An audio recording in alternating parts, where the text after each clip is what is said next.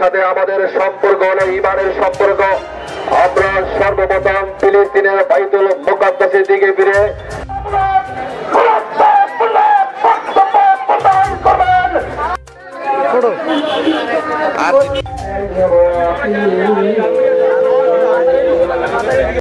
সৃষ্টি হয়েছে। সম্মানিত সভাপতি বক্তব্য রেখে আমি আমার সংক্ষিপ্ত বক্তব্য শেষ করছি।